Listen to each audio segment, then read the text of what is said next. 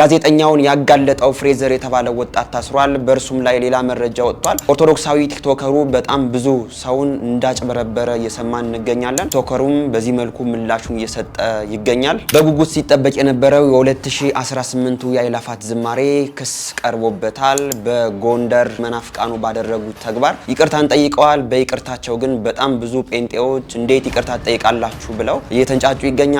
እነዚህንና ሌሎች አስተማሪና ወቅታዊ ቪዲዮዎችን ይዘናል። ሰላም እንደምናላችሁ ውድ ቤተሰቦች፣ ቸሩ አምላክ እግዚአብሔር የተመሰገነ ይሁን። እጅግ በጣም ደህና ነኝ። ሁላችሁም እንዳላችሁበት የሰዓት አቆጣጠር እንደምናላችሁ፣ ስለ ሁሉም ነገር እንደ ሁሌው እግዚአብሔር ይመስገን ይገባናል። ይህንን ቪዲዮ ላይክ አድርጋችሁ ስለምትጀምሩ እጅግ በጣም እናመሰግናለን። እንደ ሁሌው ይህ ቪዲዮ 5000 ላይክ እንዲገባ በደንብ ላይክ አድርጉት። ባለፈው ቪዲዮአችን ጥያቄ ጠይቀን ነበር። ጥያቄውም ታኅሳስ 3 ቀን የምናከብረው በዓል ምክንያቱ ምንድነው የሚል ነበር። እመቤታችን ቅድስት ድንግል ማርያም በ3 ዓመቷ ወደ ቤተ መቅደስ የገባችበት ዕለት ነው ብለው በጣም ብዙ ሰው ኮሜንት አድርጓል። ከመለስ ሰዎች መካከል ዕጣ የወጣለት አካውንት ነው። ባለዚህ አካውንት እንግዲህ የ500 ብር ካርድ ተሸላሚ ሆነሃል። በዛሬ ቪዲዮአችንም እንግዲህ ሽልማት ያለው ጥያቄ ይኖርናል። እስከ ፕሮግራሙ ፍጻሜ አብራችሁን ቆዩ። ወደ መጀመሪያው ርዕሰ ጉዳያችን ስንሄድ ይህንን ሰሞን እጅግ በጣም መነጋገሪያ ከነበረው ርዕሰ ጉዳይ መካከል የፕሮቴስታንት አማኞች በጎንደር የፈጸሙት ነገር በጣም ብዙ ኦርቶዶክሳውያን አስቆጥቶ ነበር። ይህንንም አስመልክቶ በጎንደር የምትገኘው የሙሉ ወንጌል ቸርች ይቅርታዋን አውጥታለች። የይቅርታው ደብዳቤ እውነተኛ ነው አይደለም የሚለውን ነገር እስኪን ቪዲዮ አይተን አንዳንድ አስተያየቶችን የምንሰጥ ይሆናል። ለዚህ ድርጊቷ የጎንደር ሙሉ ወንጌል ቸርች ይቅርታን ጠይቃለች። በጣም ስትደሰቱ የነበራችሁ መናፍቃን አሁን ረጋ ብላችሁ ለማዳመጥ ሞክሩ። ለኢትዮጵያ ኦርቶዶክስ ተዋሕዶ ቤተክርስቲያን እምነት ተከታዮች ወንድም እህቶች በሙሉ ጉዳዩ ይቅርታን ይመለከታል። የጎንደር ሙሉ ወንጌል አማኞች ህብረት በየዓመቱ መንፈሳዊ ፕሮግራሞችን እንደሚያደርግ ይታወቃል። ይሁን እንጂ በዚህ ዓመት ግን ማለትም ህዳር 26 2018 ዓ.ም የተደረገው ፕሮግራም ከባለፈው የተለየና ከኢትዮጵያዊነት ወደ ከጎንደሬነት ባህል ያፈነገጠ እና በተለይም የኦርቶዶክስ እምነት ተከታይ ወንድም እህቶቻችንን በእጅጉ ያሳዘነ ያስቆጣ በመሆኑ ይህንን አይነት ስህተት ከዚህ በፊት አላደረግንም፣ ከዚህም በኋላ አናደርግም። አሁን በተፈጠረው ስህተት ግን ከልብ ይቅርታ እንጠይቃለን። እግዚአብሔር ሀገራችንን ኢትዮጵያን ይባርክ ይላል። ስለዚህ ከዚህም በፊት አልሰራንም፣ አሁን ለሰራነውም ተጸጽተናል፣ ልክ አልነበርንም። በጣም ስትንጫጩ የነበራችሁ ጎንደርን ሰሜንን ለኢየሱስ አሸነፍን ብላችሁ ስትጩ የነበራችሁ ይኸው ቸርቻችሁ ልክ እንዳልሆነና ድርጊቱ ስህተት እንደነበረ ከዚህም በኋላ እንደማያደርገው ይቅርታን ጠይቋል። ወንድማችን እንደሰማችሁት ነው። በጎንደር የምትገኘው ሙሉ ወንጌል በዚህ መልኩ ይቅርታዋን ጠየቀች የሚል ደብዳቤን እያየን እንገኛለን። ደብዳቤው ልክ ነው አይደለም የሚለው ነገር ግን የሚያጠራጥር ነገር ነው። አንድ ደብዳቤ ማሟላት ያለበትን ፎርማሊቲ ያሟላ ደብዳቤም አይደለም። ቁጥር የለውም፣ ፊርማ የለውም። አንድ ሰው ዝም ብሎ ማህተም አድርጎ ያወጣው ደብዳቤ ነው እንጂ የሚመስለው አንድ ድርጅት የተባለ ማህበር ያወጣው ደብዳቤ አይመስልም። ይህ ደግሞ እውነተኛ ይቅርታ እንዳልሆነ ያሳያል። ደብዳቤው ላይ የገለጹት ነገር ባህልን፣ እሴትን፣ አብሮ መኖርን የሚያጠፋ ነገርን ያደረግነው ነው ብለው የጻፉት ግን ባህልን ብቻ ሳይሆን ያደረጉት ነገር ማታለል ነው። በጣም ብዙ ኦርቶዶክሳውያንን ከሃይማኖት ጋር አይያዝም፣ ዘይት እንርዳችሁ፣ ስኳር እንርዳችሁ ብለው ነው ወስደው እንዲህ አይነት ሰይጣናዊ ነገርን አድርገው ሲያንከባሏቸው አሉትና ደብዳቤው ላይ እንዲህ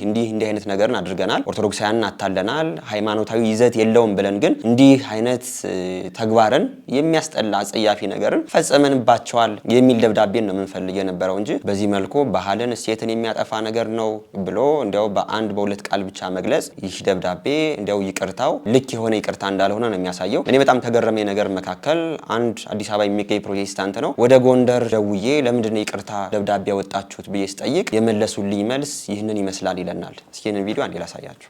ሰላም ተወዳጆች፣ ትላንት ከጎንደር ሙሉ ወንጌል ተደውሎልኝ ነበርና የነገሩኝ ሐሳብ ምንድነው? ነቢይ ዘካርያስ ጎንደር ሄዶ ካገለገለ በኋላ ያንን አገልግሎት ሚዲያ ላይ እንዳያውል ተነጋግረን እሱም ተስማምቶ ነበር የሚል ሐሳብ ነገሩኝ። ስለዛ ነገሩን ማጥራት ስለሚያስፈልግ ይህን ቪዲዮ የምትመለከቱ ነቢይ ዘካርያስ ጋር እንዲደርስና ይሄ የተባለው ነገር ትክክል ነው አይደለም የሚለውን እናንተም በእናንተ በኩል ብታጠሩ መልካም ነው እላለሁ። ወንጌል ያሸንፋል። ሼር፣ ኮፒ ሊንክ፣ ሪፖስት ይደረግ። ተባረኩልኝ። ልጁ እንደሰማችሁት ነው። ይህ ልጅ እንግዲህ የፕሮቴስታንት አማኝ ነው። ከጎንደር ተደውሎልኝ ለምንድነው ይቅርታ ይጠየቃችሁት ብዬ ስጠይቃቸው አይ ነቢይ ዘካርያስ ጋር የተነጋገርነው ነገር እሱ ስላልሰማን ቪዲዮን ፖስት ስላደረግነው ነው እንጂ ይቅርታ የሚያስጠይቅ ነገር ሆኖ አይደለም፣ ወይም ደግሞ የሰራው ስራ ነቢይ ነኝ ያለው ሰው ልክ ነው የሚል ሐሳብ ነው ያለው። አሁንም ቢሆን ይቅርታው ተጸጽተው ስራችን ልክ አይደለም ብለው የሰጡት ይቅርታ ሳይሆን ወደ ጎንደር አካባቢ በጣም ብዙ ኦርቶዶክሳውያን ስለሚበዛ በዛም ደግሞ እንደው የሆነ ነገር ይደርስብናል ከማለት አንጻር ነው እንጂ ከመጸጸት ጸጸት እንዳልሆነ ግን እያየነው እንገኛለን። እነርሱ ይቅርታን የጠየቁት ቪዲዮ ፖስት ስለተደረገ ስለወጣ ነው እንጂ ያን ስራ ልክ እንደሆነ ነብዩን ቢያንከባላቸው ኦርቶዶክሳውያኑ እንደፈለጉ ቢሆኑ ለነርሱ ምንም የሚያጸጽትም ይቅርታም የሚያስጠይቅም ጉዳይ እንዳልሆነ ነው የተናገሩ የሚገኙት። በዚህ ይቅርታ ጉዳይ በጣም ብዙ ሰዎች የራሳቸውን አስተያየት ሲሰጡ ነበር። ይቅርታው ልክ ነው፣ ይቅርታውም ልክ አይደለም። ይቅርታ ያሉበት ምክንያት በዛ አካባቢ በጣም ብዙ ኦርቶዶክሳውያን ስላሉ ወጣቶቹ ከዚህ በኋላ እንዲህ አይነት ነገር አይመጣብንም ብለው ተዘናግተው ቁጭ እንዲሉ ነው የሚልም ሀሳብ አለና አሁንም ቢሆን በጎንደር የሚገኙ የሙሉ ወንጌል ቸርች ያወጣው ደብዳቤ አንደኛ የደብዳቤ ፎርማሊቲን አያሟላም፣ ግን ደግሞ ይቅርታ የጠየቀበት መንገድ ደግሞ በዚህ መልኩ ቪዲዮ ፖስት ስለተደረገ ነው እንጂ ከዚህ በፊትም አሁንም ቢሆን በጎንደር በድብቅ እንዲህ አይነት ስራዎችን እንደሚሰራ የሚያሳይ ነው ብዬ አምኜበታለሁ። ግን ሰሜን ለኢየሱስ ብለው በጣም ብዙ ብርን በእጅተው የመጡ ሰዎች ዋና አላማቸው ምንድነው የሚለውን ነገር እስኪ አንድ ቪዲዮ አንዴ ላሳያችሁ። የመንፈቅና አንዱ ችግር ይሄ ነው። መጽሐፍ ቅዱስን ይዘው ወንጌል ሲሰብክ እነሱ የሚፈልጉት እኛ ምንለውን በልልን ነው። መጽሐፍ ቅዱስ የሚለውን በልናል፣ እኔ ምለውን በል፣ እኔ ምነው ስትል አንተ ወንጌል የሰበክ ብሎ ያስባሉ። የነዚያ የውጭ ተልእኮ ግን ዋና ዓላማው ምንድን ነው? ታሪክን፣ ትውፊትን፣ ሃይማኖትን ከኢትዮጵያ ማጥፋት አንድ። ሁለተኛ የቀረው የኢትዮጵያ ክፍል አይተህ ከሆነ ይሄ የትኛዎቹም የኢትዮጵያ ክፍሎች ሙሉ ብትመለከታቸው ቄስ ብታገኝ፣ መርጌታ ብታገኝ አብዛኞቹ ከየት የመጡት ወይ ከትግራይ ክልል ነው ወይ ከአማራ ክልል። ይሄን ምንጭ ተደርቀው ያን ቦታ ስታደርቀው ምንጩን የማድረቅ ስራ ነው የተሰራ ያለው። ምንጭ ማድረቅ ሞያ ላይ ብትሄድ መርጌታ ወይም ዲያቆን ብታገኝ ወይ ከአብዛኞቹ ማለት ሁሉም አይደለም አብዛኞቹ ወይ ከአማራ ክልል ወይ ከትግራይ ክልል። ይሄ ምንጭ ማድረቅ የለብህ።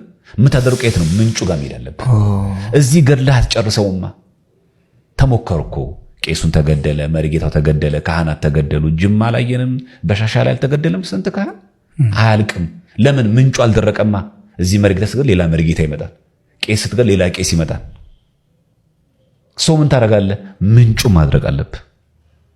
እስፔሻሊ ወጣቱ ላይ ይሰሩታል። ለምን? አብነት ትምህርት የቆሎ ትምህርት ሄዶ እንዳይማር ወደ እነሱ እንዲመጣ። ለዚህ ምን ይቀርባል? የተለያዩ ማታለያዎች፣ የተለያዩ ጥቅማ ጥቅሞች ይቀርባሉ። ከዚህ አሁን ሰው ያልተረዳው ለምንድን ነው? መቆረጥ ነው የተፈለገው። ሰሜኑንና ሌላውን የኢትዮጵያ ክፍል መቆረጥ፣ በታሪክ በትውፊት በሃይማኖት እንዳይገናኙ ማድረግ። ከዛ በኋላ ስትቆርጠው ይሄም እዚህ አሁን የቀረው ቄሱ እያረጀ መርጌታው እያረጀ ያለቀ ይሄዳል ማለት ነው። ከዛ ቤተክርስቲያን ባዶዋን ትቀራለች። ቅዳሴ የሌላት፣ ሰዓታት የሌላት፣ ማህሌት የሌላት ቤተክርስቲያን ያስቀሯታል። ለዚህ ምቹ ምንጭ ያለው የት ነው? ዋና ምንጭ ያለው እዛ ጋር። ሰው ያልተረዳው ነገር ይሄ ነው። ከዛስ ታሪክ የሚባል ነገር የለህም። ትውፊት የሚባል ነገር የለህም። የክርስቲያን ሀገር የሚባል ነገር የለህም። በጣም የሚገርመው ደግሞ የፕሮቴስታንት እኮ መዳረሻው ኢየሱስ ጋር ነው ክርስቶስ ጋር ነው ብሎ እኮ ቢቆም ቆንጆ ነበር፣ ግን አይደለም። ኤቲስት ነው የምትሆነው። ብዙ ጊዜ አሁን አይተህ ከሆነ ወደ ተሐድሶ የገቡ ሰዎች ከቤተክርስቲያን ሰዎች ምንድን ናቸው? አሁን ጴንጤ ነው አይደሉም እኮ መና እኮ ነው የሆኑት።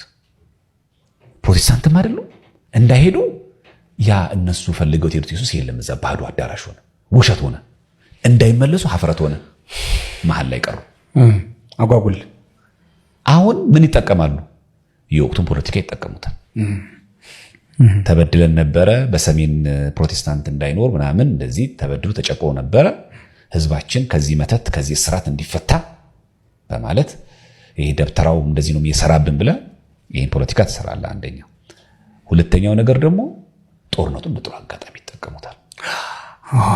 ጦርነቱ ጥሩ አጋጣሚ ነው። ለምን? በቃ ተዳክሟል፣ ማዕከላዊ መንግስት የሚቆጣጠረን የለም። ስለዚህ ስስብልቱን ታገኘዋለህ። በጦርነት በድህነት የተጎዳውን ሰው ደግሞ በጥቅማ ጥቅም በእርዳታ ስም ትገባለታለህ። በቃ በልግስና ትመጣለህ። ከዛ በኋላ እኛ የለውጥ ሐዋርያ ነን፣ ለክልሉ ሰላም ነው እኛ የምንተጋው ትላለህ።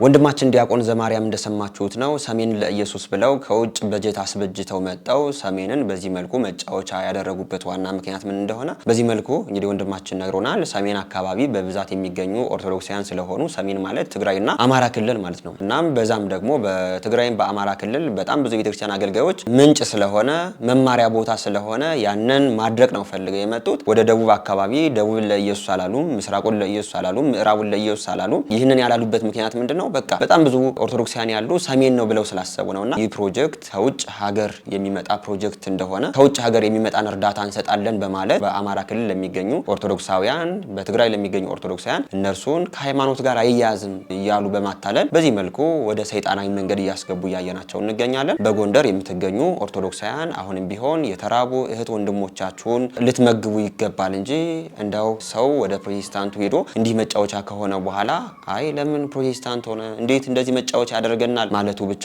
መፍትሄ እንዳልሆነ ትምህርት ሃይማኖት የሚያስፈልጋቸውን ኦርቶዶክሳውያን ትምህርት ሃይማኖት በማስተማር ልንጠነክር ይገባል እንጂ ፕሮቴስታንቱ ቸርች በዚህ መልኩ ይቅርታ ጠየቀች ያደረገችው ነገር ልክ አይደለም የሚሉ ሐሳቦችም አጀንዳ ሊሆኑም አይገባም። ግን ደግሞ እርሷ ይቅርታ የጠየቀችበት ዋና ምክንያት ምንድነው? በቃ ፓስተሩ ወይም ደግሞ ነብይ ነኝ ያለው ሰው ያንን ስራውን ሰርቶ ቪዲዮውን ይዞ ቁጭ ማለት ነበረበት፣ ፖስት ማድረግ አልነበረበትም የሚል ሐሳብ ስላላት ነው እንጂ እውነት በስራዋ ተጸጽታ እንዳልሆነ ግን ያየነው እንገኛለን። ይህ ደግሞ የሚያሳየው በጣም ብዙ በድብቅ ፕሮቴስታንቱ በአማራ ክልልና በትግራይ ላይ እጅግ በጣም አጸያፊ የሆነ ስራን እየሰሩ መሆናቸውን ግን የሚያሳይ መግለጫን አውጥታ ያየናት እንገኛለን። በዚህ ጉዳይ ላይ ያላችሁን አስተያየት ኮሜንት አድርጉ። ወደ ቀጣይ ቪዲዮአችን ደግሞ ስንሄድ ይህንን ሰሞን እጅግ በጣም መነጋገሪያ ከነበረው ርዕሰ ጉዳይ መካከል የጋዜጠኛው የሶፎንያስ ጉዳይ ነው። ጋዜጠኛ ሶፎንያስ እጅግ በጣም አጸያፊ በሆነ ሃይማኖትም ባህልም አብሶ ደግሞ ኢትዮጵያዊነት በማይገለጽበት መንገድ እጅግ አስነዋሪ የሆነ ስራን ሊሰራና በዛም ስራ ደግሞ እንዳለበት የሚያሳዩ በጣም ብዙ መረጃዎች ወጥተዋል። አንድ በአዳማ የሚገኝ ፍሬዘር የተባለ ወጣትም እርሱንም እንዳጋለጠው አይተናልና አሁን ላይ ሶሻል ሚዲያውን ስታዩት ከጋዜጠኛ ሶፎንያስ ይልቅ እጅግ በጣም ትኩረት የሳበው ልጅ ወጣት ፍሬዘር የሚባለው ነው። እርሱ እንዴት ጋዜጠኛ ሶፎንያስን ሊያጋልጥ ቻለ? እርሱም እጁ አለበት የሚሉ ሐሳቦች ተንሰራፍተው ስለነበር አሁን እንግዲህ ወጣት ፍሬዘር ትናንት ታህሳስ 3 ቀን ማታ እንደታሰረ እየሰማን እንገኛለን። መታሰሩ ልክ ነው አይደለም፣ የወጣበት መረጃ ምንድነው የሚለው ነገር አብረን የምናየው ይሆናል። እስኪ አንዴ ይሄን ቪዲዮ አንዴ ላሳያችሁ። በዚህ ሰዓት በተሰማ መረጃ መሰረት ፖሊስ ፍሬዘር ፍቃዱን ማሰሩ ተሰምቷል። በጋዜጠኛ ሶፎንያስ አማካኝነት ስሙ እንግዲህ ከሰሞኑ መነጋገሪያ የነበረው ወጣት ፍሬዘር ፍቃዱ ዛሬ አመሻሽ ላይ በአዳማ ከተማ ፖሊስ ቁጥጥር ስር መዋሉ ነው የተገለጸው። ፍሬዘር ፍቃዱ በአዳማ ፖሊስ መኮንኖች ለጥያቄ ትፈልጋለህ በሚል ጥሪ መሰረት እንግዲህ እንደተያዘ ጉርሻ ፔጅ አቤል አቡናን ዋቢ በማድረግ ዘግቧል። ይህ ስር ታዲያ በቅርብ ጊዜ ወዲህ በወጣቱ ዙሪያ በተነሱት ማህበራዊ ሚዲያ ላይ መነጋገሪያ በሆኑት ጉዳዮች ጋር በተያዘ ሊሆን እንደሚችልም ነው የተገለጸው። ፖሊስ እስካሁን ስለ ጉዳዩ በይፋ ምንም የተናገረው ነገር የለም። መረጃው የአቤል አቡና ነው። እንደሰማችሁት ነው እንግዲህ ጋዜጠኛ ሶፎንያስን ያጋለጠው ፍሬዘር በዚህ መልኩ እንደታሰረ ይሰማን እንገኛለን። የታሰረበት ምክንያት ደግሞ ሁለት እንደሆነ ነው እየተነገረ የሚገኘው።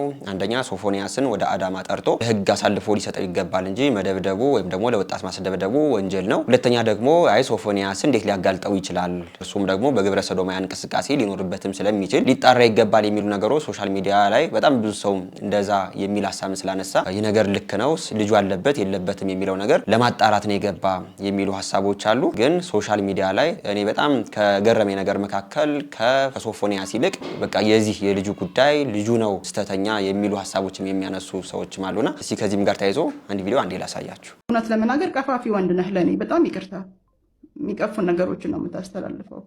በጣም ሰው ለምሳሌ የሚቀፉ ነገር ያሹን ነገር ለምሳሌ ምን ቀፋ ንግግር ከነ ኢትዮጵያዊነትን አይደለም ኢትዮጵያዊነትን ከነ የማይገልጹ ነገሮችን ነው የምታስተላልፈው። አሁን ቅድም ራሱ ወንዶች ተሰብስበው ኢትዮጵያዊነት ብሎ መናገሩ ሳይሆን እንደዚህ ብለሃል ብለሽ በይ የደበረሽ ነገር ንገሪ።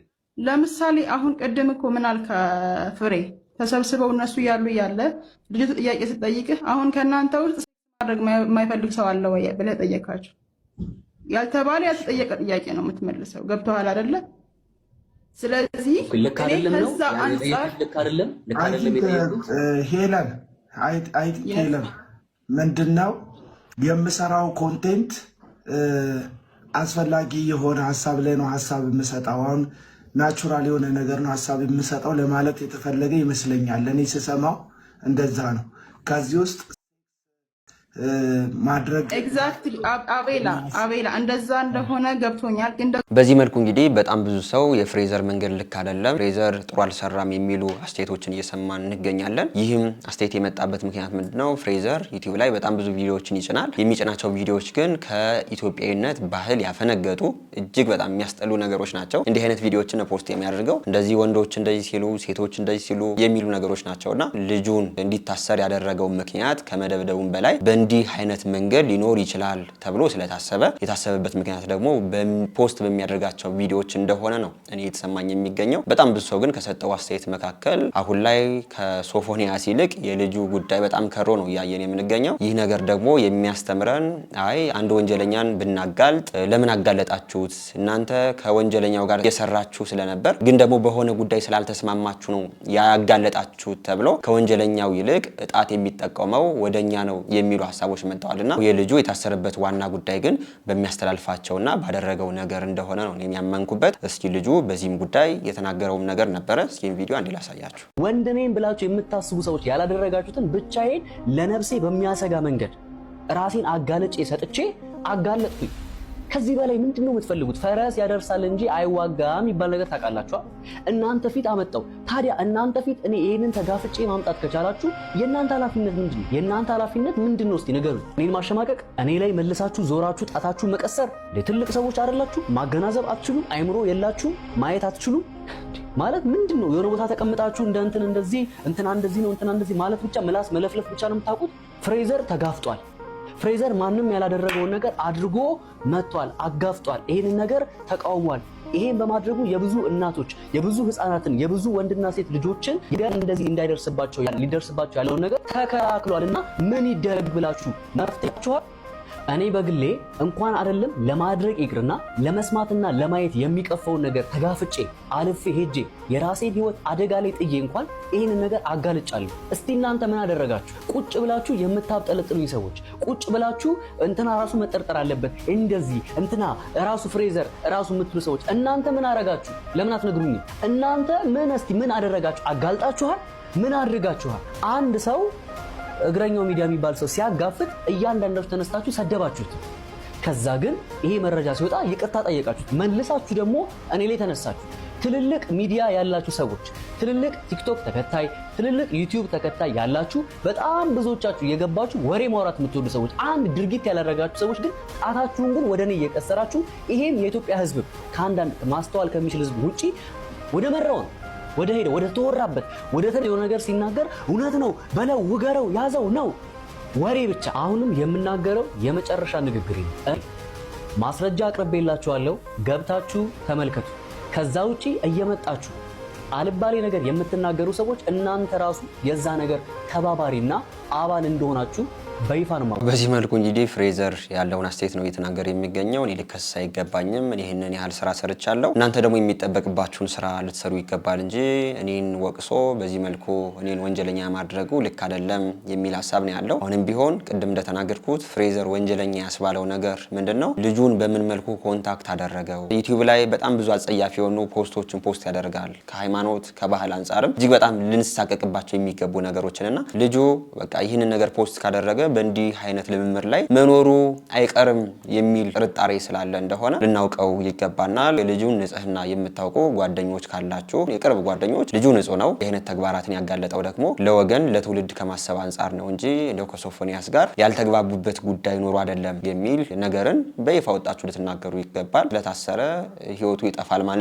አይደለም። ትውልድ መዳን አለበት። የሶፎንያስ ጉዳይ አሁን ተረስቶ የልጁ ጉዳይ ነው አሁን ላይ በጣም ትልቅ አጀንዳ ሆኖ እያየን የምንገኘው። ሶፎንያስ ለምን እንደዚህ ያደረገ ሲባል እኛ ኦርቶዶክሳውያን ክርስቶስ መፍረድን አላስተማረንም የሚሉ የሚያነሱ ሐሳቦች አሉና የምናነሳቸው ስለ ልጁም ስለ ሶፎንያስም መፍረድ አይደለም። ይህ ጉዳይ ትውልድን የሚያመክን አጸያፊ እግዚአብሔርም የማይወደው ነገር ስለሆነ ሰዶምና ገሞራ የጠፉበት ጉዳይ ስለሆነ ይህ ጉዳይ እንዳንጠፋበት ከእንጭጩ ሊቀጣ ይገባል የሚል ነገር ነው የተወያየን የምንገኘው እንጂ በግሉ ኃጢአት አይደለም። ግን ይህ የሚሰሩት ነገር ግን በጣም ብዙ እህት ወንድሞቻችን ህፃናትን የሚበክል ወደ አልሆነ መንገድ የሚያስገባ ትውልድን የሚያመክን ስለሆነ ሊቀር ይገባል የሚሉ ነገሮችን ነው እየተነጋገርን የምንገኘው ማለት ነው። ይህንን ቪዲዮ ስንሰራ እጅግ በጣም ቻናላችንን አደጋ ላይ አድርገን ነው። እነርሱ ግብረ ሰዶማውያን ኃይል አላቸው፣ ቪዲዮ ሊያስጠፉ ይችላሉ። እናንተም ደግሞ ይህንን ቪዲዮ በደንብ ላይክ እና ሼር በማድረግ ጉልበት እንድትሰጡት ስል በዚሁ ትብብራችሁን ጠይቃለሁ። የጋዜጠኛውና የፍሬዘር ጉዳይ ግን እዚህ ደርሰዋል። የጋዜጠኛ ሶፎንያስ ጉዳይ ዝም ተብሏል። በዚህ መልኩ ደግሞ የፍሬዘር ጉዳይ ከሮ አሁን ላይ ሶሻል ሚዲያ መነጋገሪያ ሆኖ ልጁም ደግሞ ታስሮ እያየን እንገኛለን። እየሆነ ያለው ነገር ይህን ይመስላል። አዲስ ነገርም ካለ አብረን እየቆየን የምናይ ይሆናል። በዚህ ጉዳይ ያላችሁን አስተያየት ኮሜንት አድርጎ ወደ ሌላኛው ርዕሰ ጉዳይ እንሄዳለን። እኚህን አባት ሰምተን እንመለስ። አይታችኋል። ቅድም ካህናቱ በዚያም በዚህም ኪሳችሁ ገብቶ ማውጣት ነው ያቃታችሁ። እናንተም ደግሞ የዛን ያህል ደግሞ ካልተለመናችሁ አሰጡ። በልመና ስንት ሰዓት ፈጀን፣ በእውነት ስንት ስራ የምንሰራበትን። ይሄ አስፈላጊ ነው ብዬ አላምንም። ልንሰጥ አምጥተናል፣ እንስጥ። የግድ ስማችን ካልተጠራ አይሆንም። እግዚአብሔር አይሰማ። ለማን ነው የምንሰጠው? በቃ ለእግዚአብሔር ከሰጠን ለእግዚአብሔር መስጠት። የስም መጠራቱ ምንም አስፈላጊ አልመሰለኝም። ምክንያቱም ማን ይጥራ ስማችንን? በቃ እግዚአብሔር ይጥራ። እግዚአብሔር ያውቃል። ምን ሰጠው ለእግዚአብሔር ነው። ቤተ ክርስቲያኒቱ መግለጥ ያለባት ችግሯን ብቻ ነው። ታዲያ ችግሯን እሷ ገልጣ ማን ሊሸፍነው ነው? ወደፊት ግን ልመናውም ይቀራል ማለት ነው። አብረን መጀመሪያ በደንብ ጠንክረን ልማትና አልማ። ገብቷችኋል አይደለ? ልማትና አልማ። ይኸው ብትለምኑን እንኳን ላንቀበላችሁ እንችላለን። ወደፊት ተለምናችሁ ሳይሆን ለምናችሁ ነው ለቤተ እግዚአብሔር መስጠት ያለባችሁ። ገብታችኋል አይደል? እኔ ግን አንድ ቀን በአዋጅ ከሀገረ ስብከቱም ጋር ከወረዳም ጋር ከእናንተም ጋር መክሬ በአዋጅ ነው የሚቆመው። ጊዜያችንን በደንብ እንጠቀማለን ማለት ነው። ያኔ ብዙ መልእክቶች ይስተላለፋሉ፣ ብዙ ስራ ይሰራል፣ ወንጌል ይሰበካል፣ የተለያዩ ነገሮች ዝማሬው ይዘመራል። ጠግበንበት የምንሄደው ይሆናል ማለት ነው ቃለ እግዚአብሔር እንጂ ለምንን ጀመራችሁ የተባልኛም እናንተም ካልተለመናችሁ ማሰጡበት። ይሄንን እንደው እንደ ዲላ እናስቀራለን ብዬ ተስፋ አደርጋለሁ። ይቀራል፣ እግዚአብሔር ያስቀርልን። በእውነት እንደው ይሄን ልመና ከቤተ ክርስቲያናችን በእውነት እግዚአብሔር ያጥፋልን እና እናንተም ከምትለመኑ ለምናችሁ ወደ መስጠት እግዚአብሔር ያሸጋግረን። አባታችን እጅግ በጣም እናመሰግናለን። ሁላችንም በጉጉት የምንጠብቀው ነገር ነው። በበዓላት ጊዜ ሰው ከሚማርበት ሰዓት ይልቅ የሚበዛው ብር የሚለመንበት ሰዓት ነውና ሰው በበዓላት ጊዜ መጥቶ ስለ በዓሉ የሚማርበት ነው እንጂ ብር የሚለመንበት ጊዜ እንዲያበቃ የሁላችንም ጸሎት ነው። ይህንን ነገር ያድርግልን እንላለን። አባታችን እጅግ በጣም ትልቅ የሆነ መልእክትን ያስተላለፉልን፣ ቃለ ሕይወትን ያሰማልን። ወደ ቀጣይ ቪዲዮአችን ደግሞ ስንሄድ ይህንን ሰሞን መነጋገሪያ ከነበሩት ርዕሰ ጉዳዮች መካከል በአንድ ኦርቶዶክሳዊ ቲክቶከር ላይ አንድ መረጃ እንደወጣ እየሰማን እንገኛለን። ይህም መረጃ ልጁ በጣም ብዙ ገንዘብ አጭበርብሯል የሚሉ ነገሮች ናቸው። ቪዲዮ እንየውና ልጁ ደግሞ የሰጠው ምላሽ ምንድን ነው? አንድ ቪዲዮ ላሳያችሁ። መተተኛው ቲክቶከር፣ ደብተራው ቲክቶከር ቃል በቃል ነው ዛሬ በመረጃና በማስረጃ መሞገት። ባለፈው ነግሬያችሁ ነበር። ተመለስ፣ መረጃውን ለኔ ከላኩልኝ ማጋለጥ አይቀርም ብያለሁ። 2 ወር በላይ ነው የታገስኩ ገንዘባቸው እንድትመልስ ማለት ነው። ከ1.1 ሚሊዮን ብር በላይ አንድ ቤተሰብን አጭበርብራል። እሰራላችኋለሁ እንደዚህ ያደርግላችኋለሁ እያልክ ማለት ነው። አንዲት ምስኪን እህትን በመጠቀም ቤተሰባችሁ ላይ እኮ 7 ውሻ አርደው በውሻው ደም ድግምት ሰርተውባቸዋልና ውሻ የሚያርድ ሰው እኔ አግኝቻለሁኝ። የ7 ውሻ ዋጋ 350 ሺህ ብር ነው። ይኸው የተጻጻፈውን ነው ምልክላችሁ። በአንድ ውሻ 50 ሺህ ብር፣ የ7 ውሻ 350 ሺህ ብር። ላታምኑ ትችላላችሁ። እኔ ብታምኑ ባታምኑ ጉዳይ አይደለም። ግን እውነትን እውነት ማለት በተለይ እንደዚህ በቤተ ክርስቲያን ተጠግተው ሌባና ዘራፊ ሞላጫ ትውልድ አሳር የሆኑትን ሰዎች ማጋለጥ ግድ ስለሆነ ማለት ነው። 350 ሺህ ብር። ይሄ ደግሞ በአካውንት የገባ 200,772 ብር ነው። እዚህ ጋር ደግሞ $2,000 በላይ ስንታየው ለማቶላ በሚል ስም የገባለት ነው። ወንድሟን ይኸውላችሁ ሜሴጁን አንብቡት። ወንድሟን ካለበት ሀገር አስመጥቶ ለ10 ቀን የልብ ታማሚ ነው ወንድሟ፣ እንዲድን አረጋለሁ ብሎ ለወንድሜ ደግሞ ኢትዮጵያ እንዲመጣ ለ10 ቀን ካደረገ በኋላ ሻማና ሎሚ ከዛ ሌሊት ለ3 ቀን 9 ሰዓት ላይ እንዳያችሁት ነው። እንግዲህ በዚህ ጉዳይ ምን ማለት እንዳለብኝ አላቅም። በዚህ በቲክቶክ ሲዘምር የምናውቀው ልጅ እንዲህ አይነት አጸያፊ ተግባርን እየሰራ ነው የሚሉ መረጃዎች እየወጡ ይገኛሉ። ይህ ነገር ልክ ነው አይደለም የሚለው ነገር እንግዲህ እስካሁን አልታወቀም። ነገ በኋላ ደግሞ ጊዜ እውነቱን የሚያወጣው ጉዳይ ነው ብዬ ነው። ግን ደግሞ ይህንን ጉዳይ አልሰራሁም ብሎ በዚህ መልኩ ምላሹን ሰጥቷል። እስኪ ምላሹን ሰምተን አንዳንድ አስተያየቶችንም የምንሰጥ ይሆናል። ሰላም ቤተሰቦቼ እንደምን አላችሁ? እባካችሁ ሁላችሁም የእውነት የኔ ውድቀት ማትፈልጉ ሰዎች በሙሉ ይህንን ቪዲዮ ሼር አድርጉልኝ፣ ኮፒ ሊንክ አድርጉልኝ። ሁላችሁም ኮሜንት ላይ ገብታችሁ የፈለጋችሁት ነገር መጻፍ ትችላላችሁ። ማርያምን ነው የምላችሁና እንደ አጋጣሚ አዲስ አበባ ትናንት ሄጄ ዛሬ ገና አሁን እየገባው ነውና ከስራ ተባረርኩኝ። ለምንድነው ሲባል እንግዲህ ባለፈው የኔ ስም ጠፍቷል። አንድ ወንድማችን ታዲል የሚባል አላቆም እኔ አግኝቼውም አላቆም ሲጀመር ተገናኝተንም አናውቅም። ክያ ደብተራ ነው፣ ጠንቋይ ነው፣ መስተፋቅር ሰርቶ ብዙ ሴቶችን የሆነ ነገር አድርጓል ብሎኝ ቪዲዮ ፎቶ የለጥፎ ፖስት ካደረገ በኋላ ማንኛውም ሰው አክሰፕት ሊያደርገኝ አልቻለም። ስራ ማጣት አይደለም ባዘው ያስለቀሰኝ።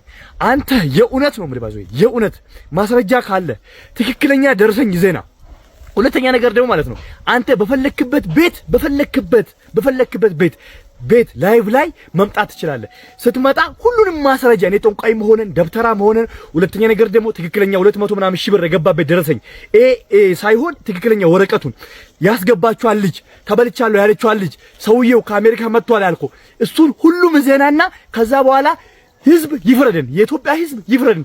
የእውነት ነው የምላችሁ። መብርሃንን በህይወቴ እንደዚህ ከፍቶኛ አቅም ነው የምላችሁ። በህይወቴ ተሳስቼ እንደዚህ ከፍቶኛ አቅም እኔ ይታቀኛል የኔ አባት የት ያቀኛል። ይሄን ሁሉ ነገር ዜናና ከፈለክ በቴዶ ከፈለክ በያያ ቤት በፈለክበት ቤት ላይቭ ላይ ልንገኝ እንችላለን።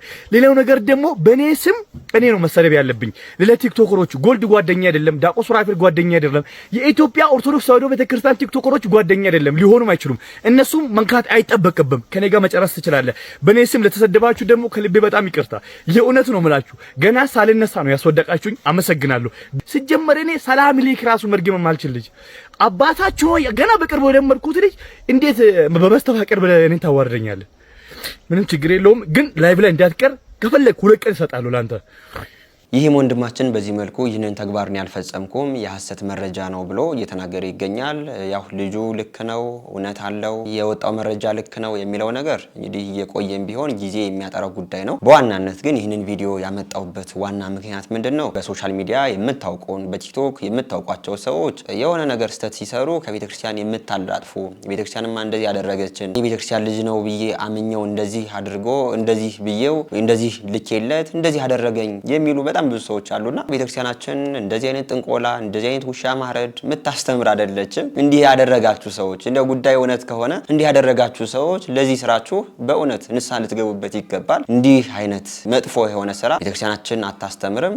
በእንዲህ አይነት ተግባራት ያሉ በሶሻል ሚዲያ የምታውቋቸው ምንም አይነት ቪዲዮ ይስሩ፣ እነርሱም ደግሞ ከቤተክርስቲያኗ ውጭ እንደሆኑ ልታውቁት ይገባል እንጂ ሰው መዝሙር ስለዘመረ ሰው በሶሻል ሚዲያ የሆነ ነገር መልእክት ስላስተላለፈ እውነተኛ ነው ያንን ህይወት ይኖረዋል ማለት አይደለም። ሁላችንም ኦርቶዶክሳውያን የሚተላለፉ ጥሩ መልእክቶችን እንውሰድ። ግን ደግሞ እንዲህ አይነት ከኦርቶዶክሳዊ ሐሳቤ ከኦርቶዶክሳዊ አስተምሮ የሆኑ ያልሆኑ አስተምሮች ሲመጡ ግን ልክ እንዳልሆኑ በዛ መንገድ ደግሞ እንዳትሄዱ ከማለት አንፃር ነው ይህን ቪዲዮ ያመጣሁት። ልጁ እውነት ሊኖረው ይችላል፣ ያንን ነገር ላይ ያደርገው ይችላል። ተናገረውም ልጅ ደግሞ እውነት ሊኖረው ይችላል፣ ያንን ነገር ተደርጎ ሊሆን ይችላል። ለኛም አጀንዳ ሆነውም ሊመጡም አይገባም። ይህ ጉዳይ ብር የሰጡት ሰዎችም አጸያፊ ተግባር ነው። ልጁም ደግሞ አደርጋለሁ ያለውም ደግሞ በጣም ነውር ነው፣ አጸያፊ ተግባር ነው። ስንት አጀንዳ አድርገን መነጋገር ያለብን ጉዳይ እያለ በዚህ መልኩ ቲክቶክ ላይ በጣም ብዙ ሚሊዮን ተከታይ ኖረን ግን እንደዚህ መጨቃጨቁ እጅግ በጣም አጸያፊ የሆነ ነገር ነው እላለሁ። በዚህ ቪዲዮ ላይ ያላችሁን አስተያየት ኮሜንት አድርጉን። በሶሻል ሚዲያ እንዲያው ነጠላ ለብሶ ስላያችሁት መስቀል ትልቅ መስቀል ስላንጠለጠለ ግን ታማኝ ነው ኦርቶዶክሳዊ መንገድ ያሳያል ማለት ግን እንዳልሆነ ልታውቁት ይገባል። ኋላ ደግሞ በዚህ አይነት ስተት ደግሞ ስትበሉ አይ ኦርቶዶክሳዊ ወጣት አይን የማምኘው እያሉ ቤተክርስቲያንን መተቸቱ ቤተክርስቲያንን ማቆሸሹ ልክ አይደለም። ይህንን ቪዲዮ ዋና ያመጣውበት ምክንያት ግን በዚህ መልኩ ስታያቸው መንፈሳዊ ሆነው ቀርቧቸው መንፈሳዊ ያልሆኑ ሰዎችን ስናይ ቤተክርስቲያንን መውቀስ ልክ አይደለም። በዚህ ቪዲዮ ላይ ያላችሁን አስተያየት ኮሜንት አድርጉ። ወደ ቀጣይ ቪዲዮአችን ደግሞ ስንሄድ ሁላችንም ኦርቶዶክሳውያን በደማቅ ሁኔታ በታኅሳስ ወር ከምናከብራቸው በዓላት መካከል የጌታችን የመድኃኒታችን የኢየሱስ ክርስቶስ በዓለ ልደት ነው። በዚህ በበዓለ ልደት ደግሞ የጃንደረባው ትውልድ አእላፋት ዝማሬ ብሎ እኛ ኦርቶዶክሳውያን በአንድ ተሰብስበን የጌታችን የመድኃኒታችን የኢየሱስ ክርስቶስን መወለድ በዝማሬ እጅግ በጣም ደስ በሚል ሁኔታ የምናሳልፍበትን ፕሮግራም እንዳለ ይታወቃል። ግን ደግሞ ይህ ፕሮግራም መጀመሪያ በ2016 ዓ.ም ሲደረግ መስቀል አደባባይ ነው ታስቦ የነበር። ከዛ በኋላ ተከለከለ። እንደገና ወደ ጃን ሜዳ ሄደ። ከጃን ሜዳ ደግሞ እንደገና ተከልክሎ ነው ወደ ቦሌ መድኃኔዓለም የመጣው። ከዛ በኋላ በ2017 ያንም ፕሮግራም በቦሌ መድኃኔዓለም ተደረገ። አሁን በ2018 ደግሞ መንግስት ፈቅዶ በመስቀል አደባባይ ሊደረግ እንደሆነ እየሰማን እንገኛለን። ይህን አስመልክቶ ግን መንግስት የዛኔ ከልክሎ ለምንድነው አሁን መስቀል አደባባይ የፈቀደው የሚለው ነገር እጅግ በጣም መነጋገሪያ ጉዳይ ሆኗል። በዚህ ጉዳይ የተነሱ ሀሳቦችን አንድ ቪዲዮ ላሳያችሁ። አሜሪካ ሆይ አንቺ እንደዚህ ብትም ኦርቶዶክስን አልጨቆናትም ብሎ ቦሌ መድኃኔዓለም ከምታከብር አሁን እዚህ መስቀል አደባባይ አክብር ብለው የጀንደረባው ትውልድ ቲክቶከሩ ፕሮቴስታንቱ በራሱ ነጠላ ለብሶ ነጭ ለብሶ አደባባዩን እንዲሞላው ይሄ በዜና እንዲሰራ ኦርቶዶክስ በኢትዮጵያ እንዲህ ነው ያለችው ብለው የአዲስ አበባን ኮተት እያሳዩ ይህንን አጀንዳ ለመቀልበስ መድቦ ስለዚህ መስቀል አደባባይ የገና ዋዜማ ሰው ቤተ ክርስቲያን አይሄድም፣ ሰው ምናምን አይሄድም። ከዛ ይመጣል። ከዛ እነ ቢቢሲ እነ አልጀዚራ እነ ሲኤንኤን ይመጣሉ። ከዛ በኋላ እነ ኒውዮርክ ታይምስ ይመጣሉ፣ እነ ዋሽንግተን ፖስት ይመጣሉ። የኢትዮጵያ ቤተ ክርስቲያን በዚህ በብልጽግናው ዘመን እንደዚህ ሆናለች ምናምን ተብሎ ይሰራል። እነ ፋና እነማን ያደርጋሉ። የአሩሲ የኦርቶዶክሳውያን ጭፍጨፋ ይቀበራል። ሄኖክ ኃይሌ አንድ ቀን ወጥቶ ስለዚህ ጉዳይ ተናግሯል፣ ተቃውሟል። ዘበነ ለማ ይህንን ወጥቶ ተቃውሟል። አንድ ቀን ወጥተው መንግስትን ትክክል አይደለም ይሄ የሚሰራው ነገር ግፍ ነው ብለዋል። እግዚአብሔር ይፍረድባችሁ። የግድ የሚወጣ ከሆነና ስርዓቱ እንትን ካለ ጥቁር በጥቁር ለብሰን ጥቁር በጥቁር ተለብሶ የሐዘን ልብስ ተለብሶ ሻማ ተይዞ መብራት ተይዞ ነው የሚወጣው አደባባዩ ማለት ነው። ነጭ ልብስ ያለበስ አይገባም ከተባለ እሺ እናመሰግናለን ሄኖክ ኃይሌ እናመሰግናለን ጀንደረባው ብላችሁ ተጣጣ። አሁን ከቦሌ መድኃኒዓለም አውጥተው መስቀል አደባባይ ላይ ሊያደርጉት ነው። መስቀል አደባባይ ነጭ ለብሰናል ይባል ከል በሚለበስበት ዘመን፣ ጥቁር በሚለበስበት ዘመን፣ ደረት በሚደቃበት ዘመን፣ ከ3 ወረዳ ከ4 ወረዳ ኦርቶዶክሳውያን በጸዱበት ዘመን ምንም ቀልድ የለም። በሃይማኖት ቀልድ የለም። እንግዲህ ዘመድኩ እንደሰማችሁት ነው። ከዚህ በፊት በ2016 ዓ.ም የአእላፋት ዝማሬ ሲጀምር መስቀል አደባባይ ነው ወንድሞቻችን ዲያቆን ሄኖክ ኃይሌ ያስበው የነበር። መንግስት ከለከለ፣ ወደ ጃን ሜዳ ሄደ። መንግስትም እዛ ጃን ሜዳ ከለከለ። እንደገና ወደ ቦሌ መድኃኒዓለም አመጡት። 2017ም ላይ ቦሌ መድኃኒዓለም ተደረገ። አሁን ደግሞ እንደገና መንግስት ፈቅዷል ተብሎ ወደ መስቀል አደባባይ እንደሄደ ነው የሰማን የምንገኘው። ለምን መንግስት በራሳችን ቦታ ላይ ከለከለ? አሁንስ መንግስት የፈቀደበት ዋና ምክንያት ምንድን ነው የሚሉ ነገሮች አሁን ከኦርቶዶክሳውያን ካለው ጭፍጨፋ ጋር እጅግ በጣም ብዙ ጥያቄዎችን ያስነሱ ይገኛሉ። ኦርቶዶክሳውያን አሁን 2018 ከገባ በኋላ በጣም በብዙ ሁኔታ እየተገደሉ ይገኛሉ። ከመኖሪያ ቤታቸው ከመኖሪያ ካደጉበት ቀይ እየተፈናቀሉ ይገኛሉ። ይህን ማስመልክቶ ይህ ጭፍጨፋ እንዲቆም ሁላችንም በሶሻል ሚዲያ የዓለም መንግስት እንዲሰማ በጣም ብዙ እንቅስቃሴዎችን አድርገን ነበር። በአሜሪካ የሚገኙ ወንድሞቻችን አባቶቻችን ደግሞ በአሜሪካ ቢሮዎች እየገቡ በኢትዮጵያ ኦርቶዶክሳውያን መኖር አልቻሉም የተገደሉ ነው ብለው በጣም ብዙ መረጃዎችን አቅርበው ነበር። ይህን ማስመልክቶ እንግዲህ አሜሪካ መግለጫውን አወጣ ነበር። የኢትዮጵያ መንግስት ኦርቶዶክሳውያን ላይ እንደዚህ አይነት ጫና እያደረሰ ይገኛል፣ ይህንን ጭፍጨፋ ደግሞ ሊያቆም ይገባል የሚሉ መግለጫዎችንም ሰምተን ነበር። የአእላፋት ዝማሬ ወደ መስቀል አደባባይ የተቀየረበት ዋና ምክንያት አሜሪካ ይህንን መግለጫ ስለወጣች ኦርቶዶክሳውያኑ ነጭ ለብሰው ስለሚወጡ ምንጊዜም በአእላፋት ዝማሬ ኦርቶዶክሳውያኑ እንደዚህ በሰላም ነው የሚኖሩት፣ ደስ ብሏቸው ነው የሚኖሩት የሚል ነገርን ለማምጣት ነው ወደ መስቀል አደባባይ የወጣው እንጂ ለምንድን ነው ድሮ መንግስት የከለከለው አሁን ደግሞ ለምንድን ነው መንግስት በቃ ወደ መስቀል አደባባይ ይምጣ ያለው የሚለው ነገር አሁንም ቢሆን በጣም ብዙዎቻችን አወዛግቧል። በዋነኝነት ግን ይህ የአእላፋት ዝማሬ መስቀል አደባባይም ሆነ ቦሌ መድኃኒዓለም ሆነ መደረግ ካለባቸው ነገሮች መካከል የኦርቶዶክሳውያኑ ሞት ሊስተጋባ ይገባዋል። በዛ በአእላፋት ዝማሬ ኦርቶዶክሳውያን እየተጨፈጨፉ እንደሆነ፣ ኦርቶዶክሳውያን እየታረዱ እንደሆነ፣ ልጆች ያለ እናት ያለ አሳዳጊ በዚህ መልኩ አካል ጉዳተኛ ሆነው እየቀሩ እንደሆነ አሁንም ቢሆን በዛው በአእላፋት ዝማሬ መተላለፍ ያለባቸው መልእክቶች ሊተላለፉ ይገባል። ለምን እንደው እኛ አእላፋት ዝማሬን ነገ በኋላ 10ኛ ዙር 20ኛ ዙር እያለን ልናከብረው የምንችለው እኛ ኦርቶዶክሳውያን ስንኖር ነው። እኛ ኦርቶዶክሳውያን በየጊዜው 20 30 40 በቀን እየታረደ እየሞተ ከነገ በኋላ ከ4 ከ5 ዓመት በኋላ የአእላፋት ዝማሬም ላይቀጥል ይችላል። ሁላችንም ኦርቶዶክሳውያን የጌታችን መድኃኒታችን ኢየሱስ ክርስቶስ ልደትን ስናከብር የሞቱ ሰዎች እህት ወንድሞቻችንም እንዳሉ አውቀን ልናከብረው ይገባል። የሞቱት ብቻ ሳይሆን በአርሲም በስጋት ያሉ ዛሬ እንታረድ ነገ እንታረድ የሚሉ እጅግ በጣም ሞታቸውን የሚጠብቁን ሰዎችም እንዳሉ አውቀን ሊሆን ይገባል። በዚህም ደግሞ የጃንደረባው ትውልድ ትልቅ ስራ ይጠበቅበታል ብዬ አምናለሁ። የቦሌ መድኃኒዓለሙ ወደ መስቀል አደባባይ በመቀየሩ ግን እንዲህ አይነት ሰጣ ገባዎች ተፈጥረዋል። በዚህ ጉዳይ ያላችሁን አስተያየት ኮሜንት አድርጎ እንቀጥላለን ቪዲዮዎች። የቅዱሳን ቃል ኪዳን አሚነ እግዚአብሔርን ተክቶ አያድንም፣ ጥምቀትን ተክቶ አያድንም፣ ቁርባንን ተክቶ አያድንም። እነዚህ ሶስቱ የሌሉትን ሰው በቃል ኪዳን ምክንያት አይድንም። እየሰማችሁ ነው አይደለም? እምነት ሳይኖረው ሳይጠመቅ ሳይቆርብ እነዚህ ሶስቱ ሳይኖሩት የቅዱሳን ምልጃ አያድነው። እንደዚህ ቢሆን ኖሮ ድነት ሁለተኛ አማራጭ አለው። ፕሮቴስታንቶች እንደሚሉት ሌላ አምላክ አላችሁ፣ ብዙ አምላክ አላችሁ፣ ብዙ የድነት መንገድ አላችሁ፣ በሩ አንድ አይደለም፣ ብዙ በር አላችሁ የሚለውን ሊያስመጣ የሚችለው እንደዚህ ያለውን ሐሳብ አጥርተን ባለመናገር ምክንያት። ስለዚህ በሩ አንድ ነው፣ በሩ አንድ ነው። በክርስቶስ ወልደ እግዚአብሔርነት ማመን፣ መጠመቅ፣ መቁረብ። እነዚህ የሌሉት ሰው ድህነት የለውም። ግን ለድህነት አራተኛ መሰረታዊ ነገር አለ። በወንጌል ሕግ መመራት ወይም በመልካም ስራ መስራት። ጌታ የዘላለም ሕይወት እንዲወርስ ምን ላድርግ ሲለው አመነ የተጠመቀ ወይም በወልደ እግዚአብሔር ያመነ የዘላለም ሕይወት አለው እንዳለው በመልካም ስራ ሕይወት የዘላለም ሕይወት እንደሚሰጥና አራተኛው መሰረታዊ ነገር መልካም ስራ እንደሆነ በወንጌል ተደጋግሞ ተገልጿል። ሉቃስ ወንጌል ምዕራፍ 10 ላይ ለዚህ ያለ ሕግ አዋቂው ያለው ሂድ አንተም እንደዚህ አድርግ በሕይወት ትኖራለህ ነው ያለው። ጥያቄው የሕይወት ነው እና በሕይወት ለመኖር በኋላ በአስሩ ደናግል ፍርድም ላይ በሌሎችም ላይ እንዳየነው እሱም በዕለተ ምጽአት ፍርዱ ያበላችሁኝ ያጠጣችሁኝ ብሎ ሲናገር ካመኑ ከተጠመቁ ከቆረቡ በኋላ የማመን የመጠመቅ የቁርባን ውጤት የሆኑ መልካም ስራዎች አሉ ከክርስቶስ ጋር የመኖር። እነዚያን ስራዎች ላይ ጉድለት ላለበት ሰው ይሄ ቅዱሳን ቃል ኪዳን ይረዳዋል ማለት ነው። ለስርየተ ኃጢአትም ይረዳዋል እንጂ እነዚህን ሶስቱን ተክቶ የሚያድን የቅዱሳን ምልጃም የለም፣ ቃል ኪዳንም የለም። ቃል ኪዳን ሲጀመርም ለአማኞች ነው የሚሰጠው ምንለው ለዚህ ነው። መምህራችን መምህር ብርሃኑ አድማስ እንደሰማናቸው ነው ስለ ቅዱሳን ምልጃ እንግዲህ አንዳንዶቻችን ዝቅ ያለ እውቀት አለ። የቅዱሳን ምልጃ ከጥምቀት ጋር እኩል ነው፣ ከቅዱስ ቁርባን ጋር እኩል ነው የሚሉ ነገሮችን የሚያነሱ ሰዎች አሉና ይህ ነገር ልክ አይደለም። ቅዱሳን በምን መልኩ ከኛ ላይ እንደሚሰሩ ወይም ደግሞ ምልጃቸውን እንዴት እንደምናገኝ እጅግ በጣም ደስ የሚል ትምህርትን አስተምረውናል። ከዚሁ ጋር ተያይዞ እንግዲህ አንዳንድ ቅዱሳት መካናት ገዳማት ስንሄድ ወይ ይሄን ገዳም የረገጠ ኃጢአቱ ይሰረይለታል፣ እንደዚህ ትውልድ ይማርለታል የሚሉ ነገሮች ሲነገሩም ደግሞ መጽሐፍ ላይም ደግሞ እናነባለንና እንዲህ አይነት ነገሮች የሚታዩት ከምን አንጻር ነው? እስኪ አንድ ቪዲዮ ርዕሰ ሊቃውንትን ላስደምጣችሁ። እዚህ ገዳም እጄ ተጠምቄ ቆይቻለሁ፣ እንደ 40 ቀን ሕፃን ሆናለሁ።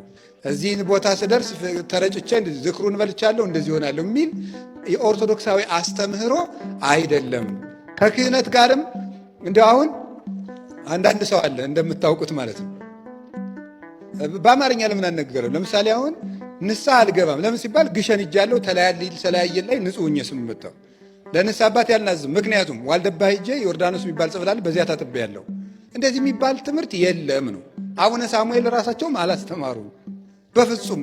ገዳሙም እንደዚህ አያስተምርም። ይሄ እነዚህ ጸበሎችን ቦታዎች ቅዱሳት መካናት ወደ ክህነት እንድንደርስ ነው። ያለ ክህነት ፈጽሞ መዳን የለም። በዚያ ክህነት የሚሰጠን ከቄሱ እኮ የቄሱን ክህነት ለማክበር እኮ አይደለም። በቄሱ ሊቀ ካህናት በውስተ ሊቃነ ካህናት አይደለ ሄሬኔዎስ በካህናት ዘንድ ሊቀ ካህናቱ ራሱ ኢየሱስ ክርስቶስ ነው። ቅዳሴ ስንቀድስ እኮ ቄሱ አይደለም እኮ ጉዳዩን የሚያከናው ራሱ ክርስቶስ አይደል? ቅዳሴ ውስጥ ገብቶ ምንድነው ክርስቶስ አምላክነ በዘባማን እተብ የማነከ ወባረክ በእዴከ ወቀድስ ባይልከ ወአጽን በመንፈስከ ዝንቱ ህብስት ይኩን ለስርየተ ኃጢአተ ህዝብከ። ይሄ ህብስት ህዝብህን የሚያድን ስጋህን እንዲሆን አንተ በስልጣንህ ለውጠው። ከዚያ በኋላ ንፍቁ ቄስ ምንድን ነው? ኢየሱስ ክርስቶስ ሊቀ ካህናቲነ በከመ ገነዙከ ዮሴፍ ወኒቆዲሞስ ወሰመርከ ሎሙ ከማሁ ስመርለነ። ስለዚህ ሊቀ ካህናታችን አንተን ነው። በዚያ ቅዳሴ ላይ ጉዳዩን የሚፈጽመው ሊቀ ካህናት ነው። ታዲያ አንድ ሰው ንስሐ ሳይገባ ይድናል ቢባል እኮ ምን ማለት ነው? ያለ ክርስቶስ ሊቀ ካህናትነት ሊድን ይችላል ወይ? ሻሽ የጠመጠመውን መስቀል የያዘውን ቆብ ያደረገውን ቀሚስ ያደረገውን አባና ቄሴን ሳይሆን የምናየው ሊቀ ካህናቱ ኢየሱስ ክርስቶስ ነው። ወደዚያ ሳይደርስ ማንም ሰው አይድንም። ቅዱሳን የሚያደርሱት ለክህነት ሳይበቃ እንዳይሞት፣ ከካህን ሳይገናኝ እንዳይሞት፣ ሳይቆርብ እንዳይሞት፣ ስጋው ደግሞ ሳይቀበል እንዳይሞት ይሄን እንደሚያደርጉት እንጂ እንደው እመቤታችን ድንግል ማርያም እንኳን የክህነትን ስራ ተክታ አትሰራም። እውነት ለመናገር ከድንግል ማርያም በላይ ያለ ቅዱስ የለም። እሷ እንኳን ብትሆን ወደ ካህን ትመራዋለች እንጂ በያይ በካህኑ ይቅርብ እኔ የአምላክ እናት ስለሆንኩ እኔ አማልድሃለሁ ጨርሶ አትልም። ወደ ካህን ለቄሱ ተናዘዝ። እንኳን እሷ ራሱ ጌታችን ኢየሱስ ክርስቶስ ምንድን ያለው? ሁር ወአፍትን ርእሰከ ለካህን። የማርቆስ ወንጌል ምዕራፍ 1 ቁጥር 44 ላይ ሂድና ራስህን ለካህን አስመርምር ነው ያለው እንጂ በፍጹም ራሱ ምንድን ያለው? እናንተ ሂዱና ወንጌልን አስተምሩ፣ ኃጢአቱን ግን እኔ ነኝ ይቅር እምለው እናንተ ይቅር እንላለን እንዳትሉ አይደለም ያላቸው። ምንድን ነው ያላቸው? እናንተ ኃጢአቱን ይቅር ያላችሁትን ይቅር እላለሁ፣ የፈታችሁትን እፈታለሁ፣ ያሰራችሁትን አስራለሁ። ክህነት የመንግስተ ሰማያት ቁልፍ የሚባለው ቁልፉን አልባ ሰው ቤቱን ዙሪያውን ቢዞር መግባት እንደማይችለው የመንግስተ ሰማያት መክፈቻ ቁልፏ በጌታችን በኢየሱስ ክርስቶስ ሊቀ ካህናት በኩል የምትሆናት ያቺ ደግሞ የምትደረገው ደግሞ ስጋው ደግሞ መኮንኑ የሚፈርድብን እሱ ነው። የምንቀበለው መስዋዕት እሱን ነው። ያንን የምናሳርግበት ሊቀ ካህናት ደግሞ ራሱ ነው። ያለሱ ደግሞ መዳን አይቻልም። ቄሱ እኮ ይፍታ ይድግ ያንጸው ይቀድስ ብሎ በሉ እንግዲህ እኔ ፈትቻችኋለሁ ነው የሚል። እግዚእ ነው አምላክ ነው መድኃኒነ ኢየሱስ ክርስቶስ ሊቀ ካህናት ኢየሱስ ክርስቶስ ይቅር ይበላችሁ ነው። መጨረሻ ላይ እግዚኦ መሐረነ ክርስቶስ ብሎ ሲጨርስ እግዚአብሔር ይፍታ ነው የሚለው። እኔ ፈትቻለሁ አይልም። ስለዚህ እግዚአብሔር እንዲፈታን የሰጣትን ቁልፍ እዚያ ሳይደርስ የሚድን የለም። ቅዱሳን የሚረዱን ያለ ጊዜያችን እንዳንቀሰፍ እና ክርስቶስን እንዲዋሃደን ይዘውልን ይመጣሉ። እኛ ላይ የማያሳድር ኃጢአትና ሾህ ስላለብን እነሱ ላይ አድሮ ወደኛ ይመጣል። ያን ለማድረግ ነው። መምህራችን ቃለ ሕይወትን ያሰማልን። እንግዲህ ስለ ምልጃ ስለ ቃል ኪዳናት አብዛኛዎቻችን ያለን እውቀት በጣም ዝቅ ያለ ነው። ምልጃንና ቃል ኪዳንን ቤተክርስቲያናችን በምን መልኩ ትጠቀምበታለች የሚለውን ነገር በዚህ ደስ የሚል ትምህርትን አስተምረውናል። እግዚአብሔር ለመምህራኖቻችን ያገልግለው ዘመናቸውን ያርዝምልን። የዛሬ ቪዲዮዎቻችን እነዚህን ይመስሉ ነበር። ወቅታዊና አስተማሪ እንደነበሩ አንጠራጠርም። በንግግሬ ግን ያጠፋሁት ነገር ካለኝ ሁሌም ቢሆን ኮሜንት አድርጉኝ። ማስተካከል ዝግጁ ነኝ። ዛሬም እንደ ሁሌው ጥያቄ አዘጋጅተናል። ጥያቄው የ500 ብር ካርድ ያሸልማል። የዛሬው ጥያቄ ምንድነው? እስኪ አይተን እንመለስ። የዛሬው ጥያቄያችን ቅዱስ እስጢፋኖስ በአይሁድ እጅ ተይዞ በሐሰት ተከሷል። ክሱ ምን ነበር? ሀ አመፅ አስነስቷል፣ ለሰንበትን ሽሯል፣ ሐመርኋ ሙሴንና እግዚአብሔርን ተሳድቧል፣ መፊቱ እንደ መልአክ አብርቷል። የዛሬ ጥያቄያችን ነው። መልሱ ማን ነው? ኮሜንት አድርጉ። የመለሱ ሰዎችን ሰብስበን እጣውጥተን በቀጣይ ቪዲዮ አሸናፊ ነው የምናሳውቅ ይሆናል። ይህንን ቪዲዮ ላይክ ያላደረጋችሁ ሰዎች ላይክ አድርጉ። ላይክ ያደረጋችሁ ሰዎች ደግሞ ይህንን ቪዲዮ ላይክ ስላደረጋችሁ እጅግ በጣም እናመሰግናለን። ለቻናሉ አዲስ የሆናችሁ ሰዎች እኔ ተመስገን ነኝ። ቻናሉን ሰብስክራይብ በማድረግ ቤተሰቡ ነው። እናንተም ቢቀርቡ የምትሏቸውን ቪዲዮዎች ከታች በምትመለከቷቸው የቴሌግራም እና የቲክቶክ አካውንቶቻችን ላኩልን። አይተን መርጠን ወደ እናንተ የምናቀርባቸው ይሆናል። በሌሎች አስተማሪና ወቅታዊ ቪዲዮዎች እስከምንገናኝ እኔንም እናንተንም ቸር ያቆየን። አቷል ጎሎበታል ብለህ